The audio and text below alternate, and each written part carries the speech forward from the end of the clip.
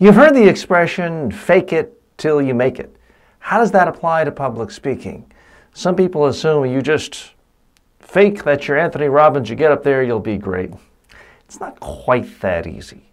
Here's the thing, if you haven't prepared an interesting speech, interesting ideas, useful ideas to your audience, package them with compelling stories, probably not going to be a very good presentation. So simply faking that isn't going to help. But here's where I do think the concept is helpful.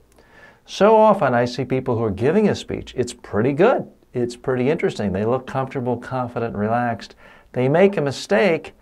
They then naturally act embarrassed. They cringe. They apologize. They wince.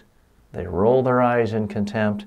So they're being genuine. They're being authentic. And everyone says you should be authentic. But this form of authenticity is not helping them.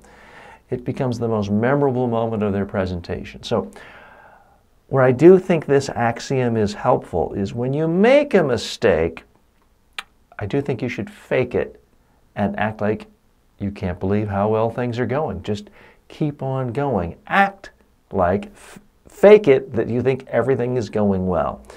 You can always second guess yourself later. You can always check the videotape later, which ideally you're video recording every presentation you give. And then you can have your reaction. But in the moment, fake it like you've already made it. I'm TJ Walker. I help people speak more effectively. If you'd like to improve your own speaking skills or media skills, go to my website at mediatrainingworldwide.com and you can get a couple of my books at no charge. You can also learn about our upcoming live workshops, private workshops, and online trainings as well.